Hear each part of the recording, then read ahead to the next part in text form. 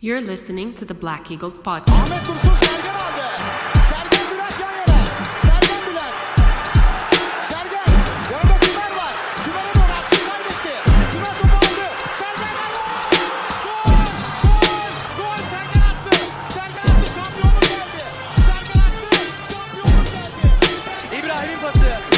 Şimdi Ahmet ikinci gole gidiyor Beşiktaş. Ahmet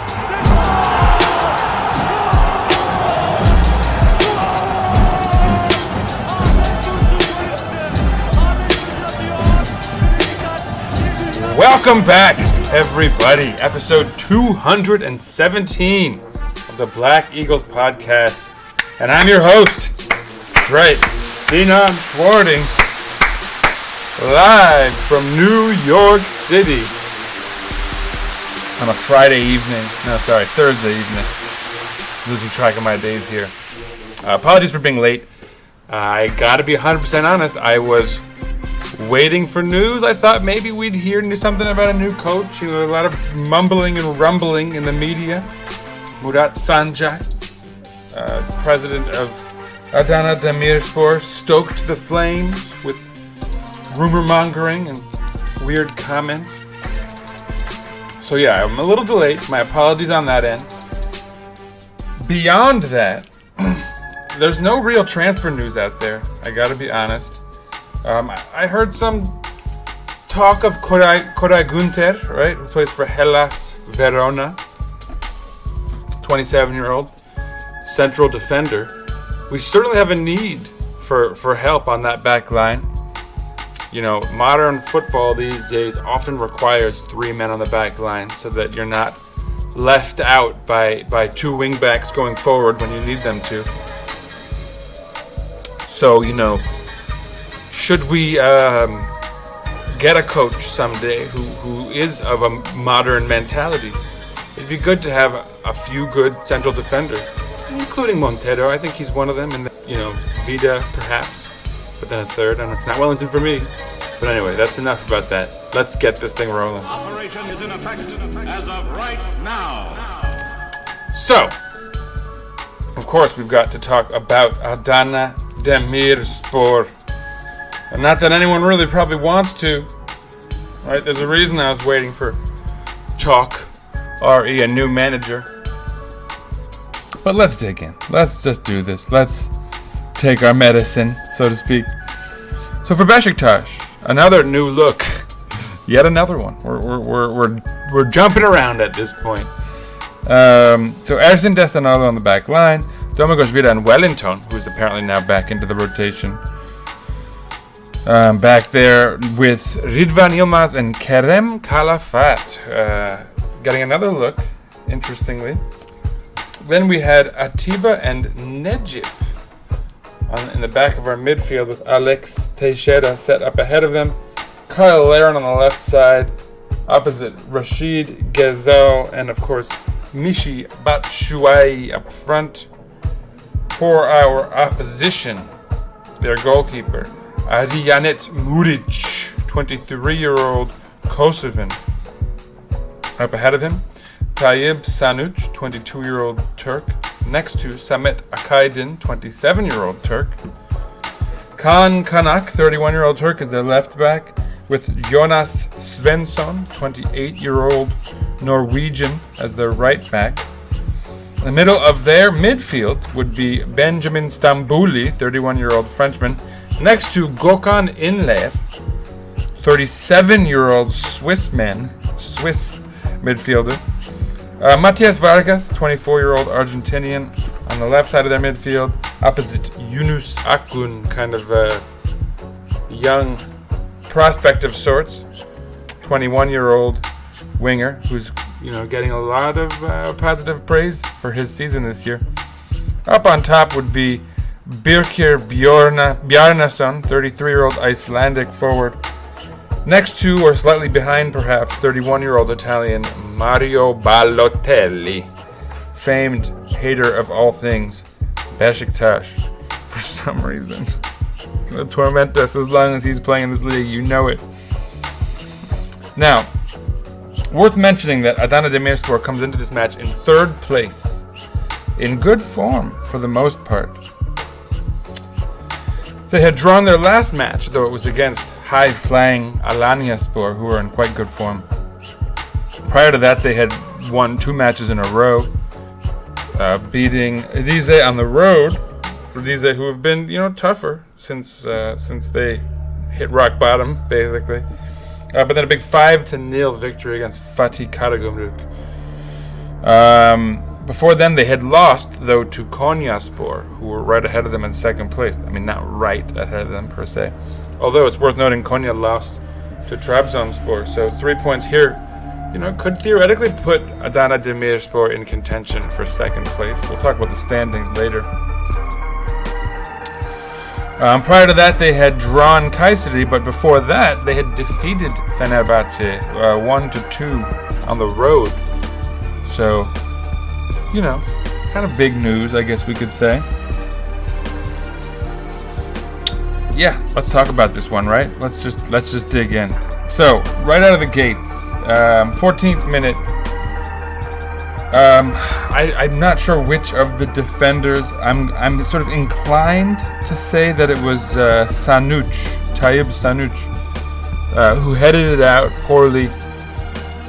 Alex would get onto the other end of it and take a volley, like a one-touch volley, poor one that would be easily saved by their keeper Muric, and a wasted opportunity for sure. 18th minute, it looks like we were going to pay for it too. Bjarnason comes in. Looks like he's gonna get a one-on-one with the keeper, although Domagoj Vida comes in with a really nice diving save. And keeps it 0-0. Within the same minute, however, Yunus Akgün would on the ensuing counter, basically, do a really job of teeing up Svensson, who had come forward, who would do an even better job of finding Mario Balotelli right outside the penalty box, who'd send in a shot just wide. Tough one, which he'd placed. Could have been down a goal again there, if not for a little worse luck, perhaps. 30th minute, Rashid Ghazal finds Atiba kind of in the box. He sends it back outside of the box to Kerem Kalafat alongside the wing who's come forward. He sends it in really well to the head of Alex Teixeira, who slams it into the top of the goal, and bam, we're winning 0-1. And you gotta say, for the most part, kind of against the run of play. I mean, it's basically 2-2 as far as big chances at this point early on. But yeah, and we're the ones ahead for a change. We're on the better side of that. So there you go. They come back, fast and furious, basically. 36th minute, Balotelli sends in a long ball that, there's a little luck involved in it, to be honest, because it was like a one-touch pass. But Domagoj Vida kind of screws up. Doesn't quite extend himself to defend it, and it trickles all the way through to Yunus Akgün, who forces a good save from Ersin Destanoglu, keeping us ahead. 39th minute, Vargas would find Balotelli in the box, and it looked like he skied it, but in fact it was just over the bar. So lucky again, still ahead, but lucky. 41st minute, Wellington with a yellow card. And then on the ensuing play, Balotelli would get the ball kind of outside of the box. He would school, I believe it was Vida, someone into just absolute submission. And then send in a shot from distance low across the goal mouth and into the left side of the corner of the goal, just perfectly placed. But luckily, in the build-up, there was a foul. Vargas, it was, who stepped on Rashid Ghazal in the build-up. And so the goal is taken off, and they are furious. Balotelli gets himself a yellow card. Michy Batshuayi. So, there's 3 cards given out. Vargas gets the first one, complaining. Yunus Belhanda gets one. And then, Balotelli's screaming, cursing, yelling this whole time. But it's Michy Batshuayi who gets a yellow card for complaining. Somehow. For 10 seconds he complains about, I think, where the ball was being placed or something. But anyway, in the next minute, in the 46th minute, first minute of extra time, Balotelli gets a yellow card for a really, really terrible tackle. And that should have been his second yellow card. He was really cursing and screaming and yelling at the refs.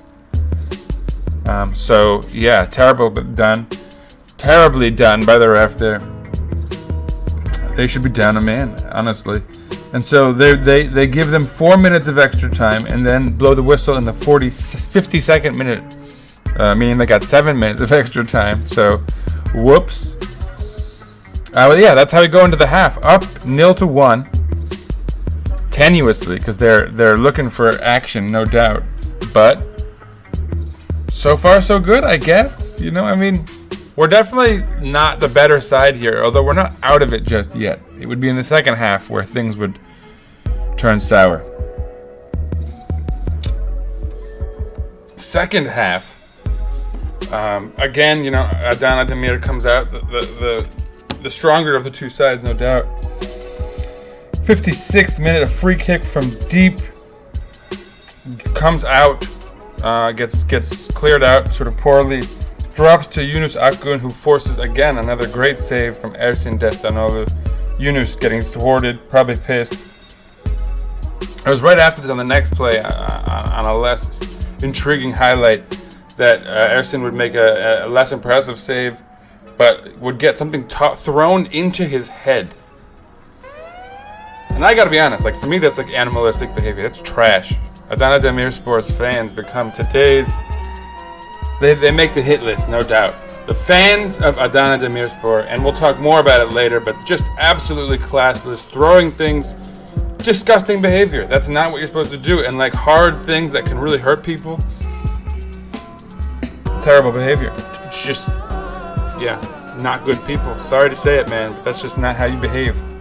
Never. Anyway, lots of sort of back and forth. Beşiktaş has a couple of weak opportunities, mostly vis-a-vis Rashid Ghazal coming back on the counter, and not doing particularly well, if we're going to be 100% honest.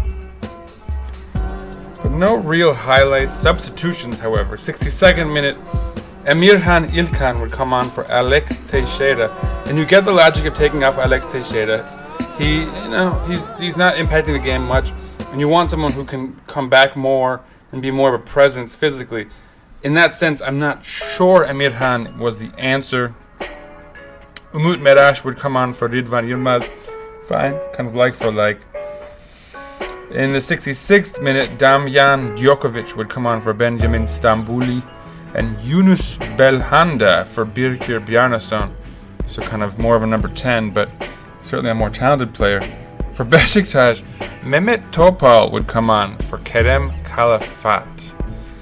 Injury, so it's not exactly something that Ünder Karaveli would have wanted to do here. Necip slides out. Mehmet Topal onto the back line. Into the back of the midfield, rather. So now we're dealing with a Mehmet Topal, Atiba, Emirhan midfield. Okay. Not exactly positive football, necessarily, especially with Emirhan, not quite standing out since that nice debut of his.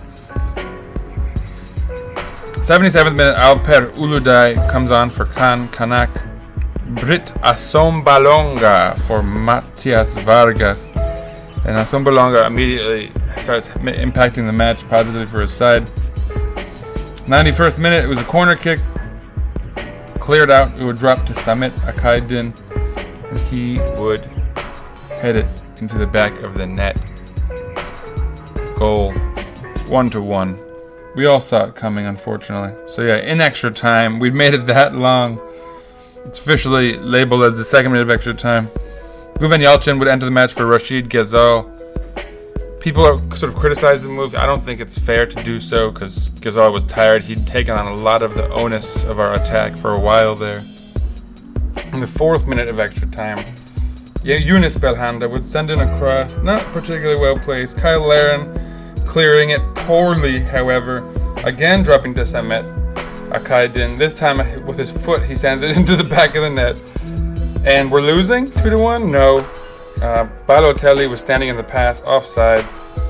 No goal for them. Still 1-1. while they're looking at this, fans are throwing a lot of things at this point. So the hit list is well deserved. These are terrible individuals.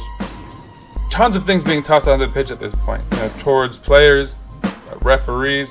I'm not entirely sure if it's protocol to not, to allow that kind of treatment from fans, but nothing was done somehow.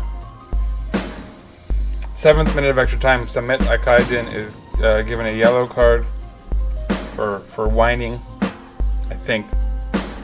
But yeah, and it would end 1-1. No good for anyone. I really, like the whole match, I was trying to consider who I could give man of the match to. I still don't know. I'm going to maybe have to look at the stats myself. Adana had most of the possession here, 52% to our 48. They had 17 shots to our 12. 2 big chances to our 1. 1 big chance missed to our 0. They completed 305 passes at a 76% rate. We completed 278 passes at a 72% rate. Absolutely terrible. They committed 17 fouls. We committed 13. They were offsides 4 times. We were offsides 8 times. They had 8 corners. We had 4 corners. So a little bit back and forth, fairly even if we're going to be 100% honest, which is saying a lot. Adana Demirspor is now playing very much at the level of the big clubs in Turkey. I guess in a certain light, getting a point in Adana against a side playing very well in 3rd place is not the worst result, theoretically. And interestingly, Beşiktaş had 6 shots on target. They only had 3. They were off target 7 times. We were off target 5 times. So even though we had less shots, we had more shots on target. Many of their shots were blocked. Good defending. They hit the woodwork once. So,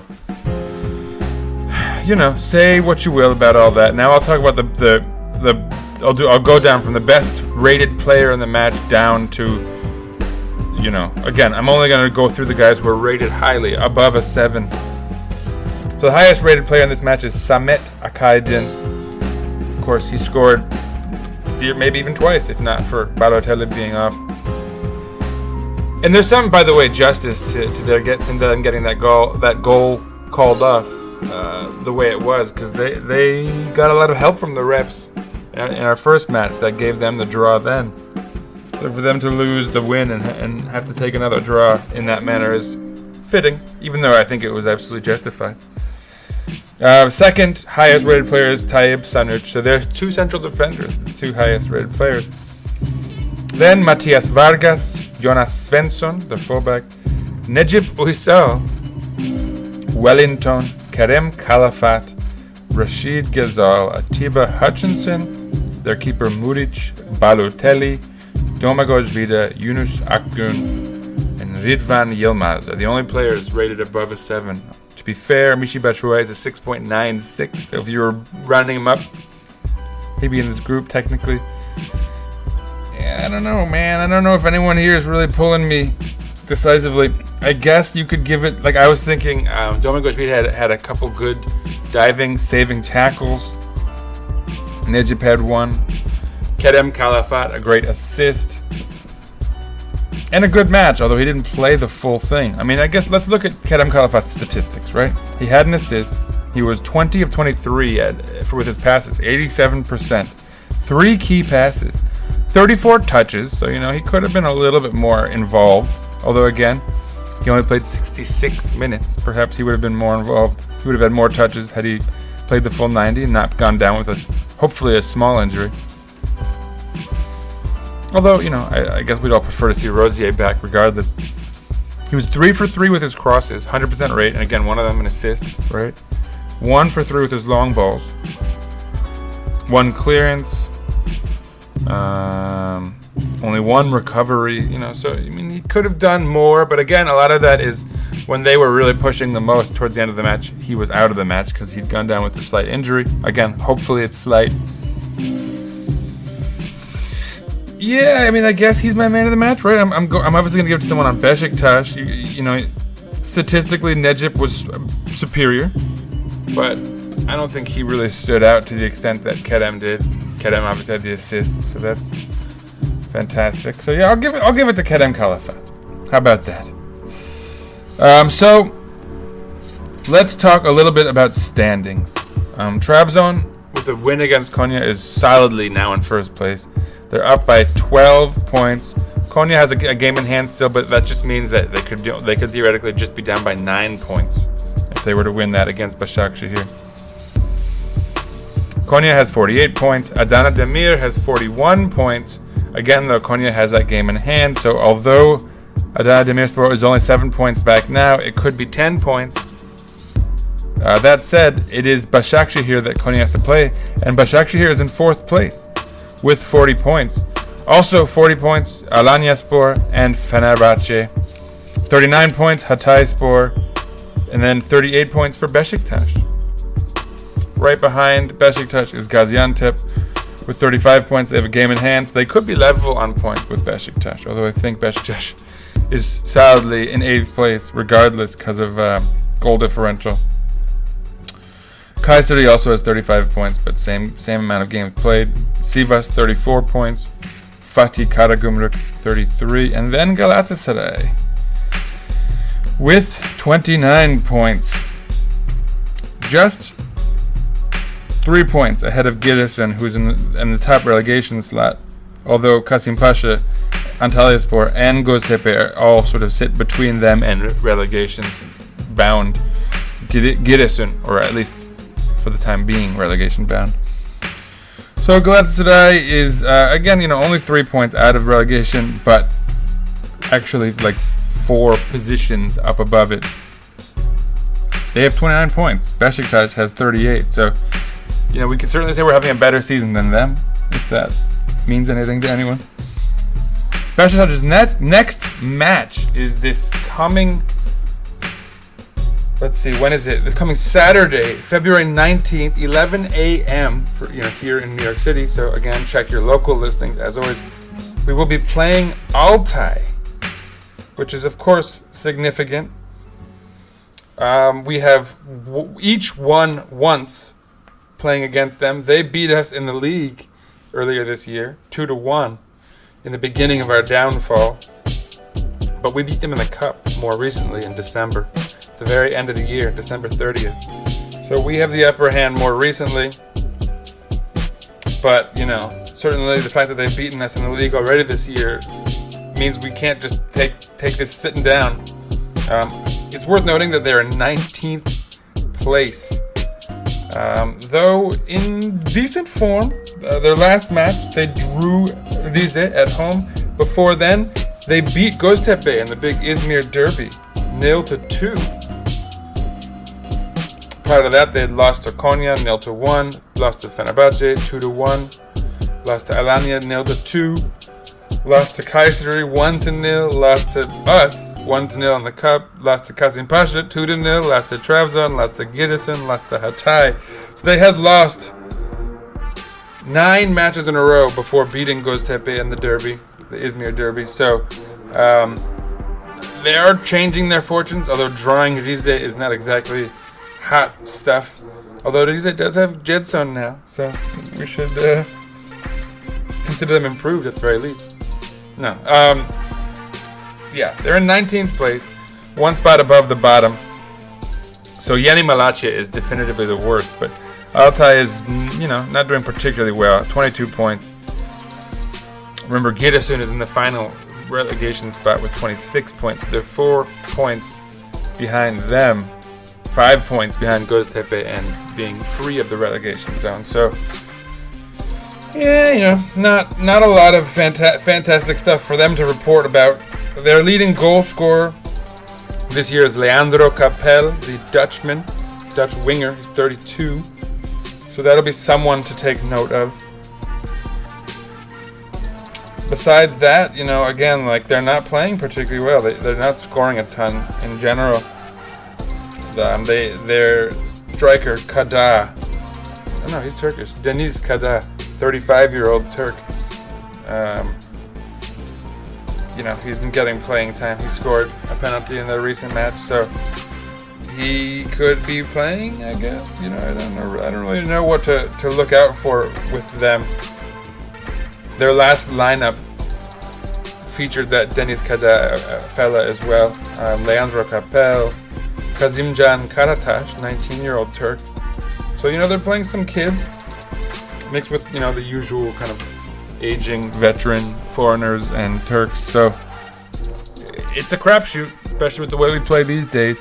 Ideally, we'd get like a great victory and something to build on here. It looks like Şenol Güneş is not immediately incoming. We're sticking with Ünder Karaveli for the meantime. So hopefully he takes that vote of confidence and does something positive with it, and we're not suffering for having watched Beşiktaş this coming Saturday. But like I said, Saturday, February 19th, just a couple of days away, Beşiktaş will be hosting Altay, 11 a.m. New York City time. So check your local listings. And as always, let's go Beşiktaş! Peace out, everyone. Hopefully, better days ahead.